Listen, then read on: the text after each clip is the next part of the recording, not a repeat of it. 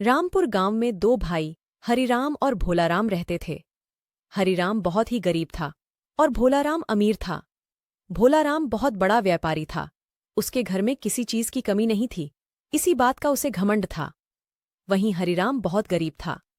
हरिराम जंगल से लकड़ियां काटकर उन्हें बाजार में बेचता, तब जाकर उसे एक वक्त का खाना मिलता था। बरसात के दिन थे। बरसात के दिनों में लकड़ियां गीली हो जाने के कारण बाजार में लकड़ियां भी नहीं बिकती थी।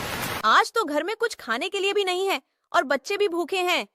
तुम जाकर अपने बड़े भाई से कुछ पैसे उधार ले आओ, कुछ दिनों के बाद हम उन्हें वापस कर देंगे। तुम सही कह रही हो, मैं जाकर देखता हूँ। हरिराम भोला के घर जाकर भोला से कुछ पैसे उधार मांगता है। भोला भैया, बरसात का मौसम है, इस समय लकड़ियां भी गीली हो जाती है, जिससे बाजार में कोई भी ग्राहक नहीं मिलता है।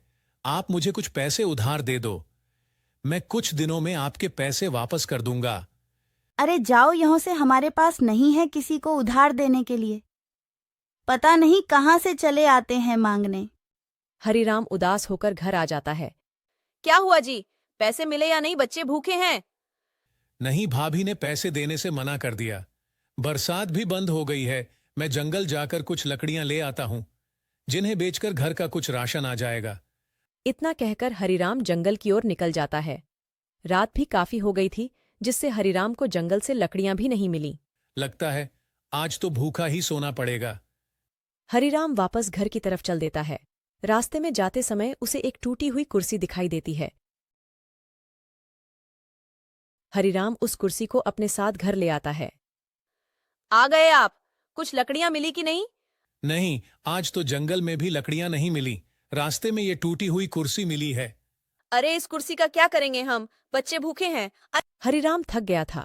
उसने कुर्सी को नीचे रखा और उस टूटी हुई कुर्सी पर बैठ गया और मन में सोचने लगा, काश मेरे पास भी इतना पैसा होता कि मैं अपने बच्चों को भरपेट खाना खिला सकता। इतने में ही हरिराम के सामने बढ़िया और स्वादिष्ट भोजन आ जाता है, जिसे देखकर वह बहुत खुश हो जाता है। अरे शीला, देखो चमत्कार हो गया। अरे हो, ये कैसे हुआ? मैं तो इस कुर्सी पर बैठकर सोच ही रहा था कि ये खाना अचानक मेरे सामने आ गया। शीला, मुझे लगता है ये सब इस कुर्सी का कमाल है। ये कोई मामूली कुर्सी नहीं है, ये जादुई कुर्सी है।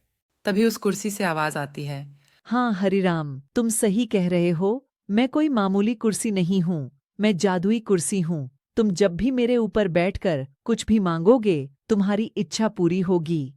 हरिराम और उसका पूरा परिवार भरपेट खाना खाता है और वो सभी खुशी खुशी रहने लगते हैं। रामपुर नाम का एक गांव था।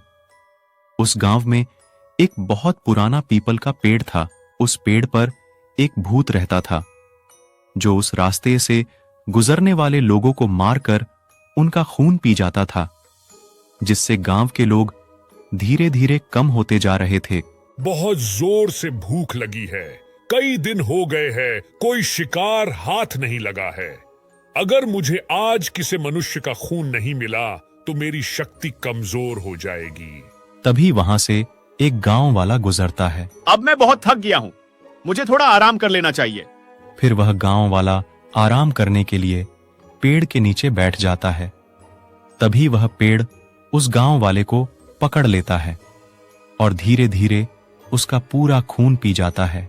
सभी गांव वाले परेशान हो जाते हैं, लेकिन उन्हें समझ नहीं आ रहा था कि इस पेड़ से कैसे छुटकारा पाया जाए। सभी गांव वाले मिलकर गांव के मुखिया के पास जाते हैं। मुखिया जी, हमारे गांव के एक एक करके लोग कम होते जा रहे हैं, कोई उपाय करिए और हमें इस पेड़ से मुक्ति दिलाइए। आप सभी लोग सही कह रहे हो, जल्दी ही हमें इस पेड़ का कुछ करना पड़ेगा। अब हमें इस पेड़ से भगवान शिव ही मुक्त कर सकते हैं। हमें भगवान शिव की पूजा करनी चाहिए, अब वो ही हमारी मदद कर सकते हैं।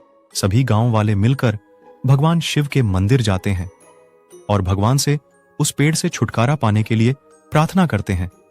हे प्रभु, हम इस भूतिया पेड़ से परेशान हैं। वो पेड़ धीरे धीरे करके हमारे सभी गांव वालों का खून पी रहा है। क्या हुआ भक्तों, मैं तुम्हारी पूजा से प्रसन्न हुआ हूँ। मांगो, क्या मांगना है? कृपा करें और हमें उस पेड़ से छुटकारा दिलाइए। मैं अपने भक्तों को परेशान नहीं देख सकता।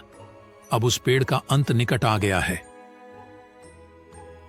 अगली रात भगवान शिव मनुष्य का रूप धारण करके उस पेड़ के पास जाते हैं और पेड़ के निकट बैठकर विश्राम करने लगते हैं। पेड़ भगवान शिव को अपने हाथों से पकड़ लेता है।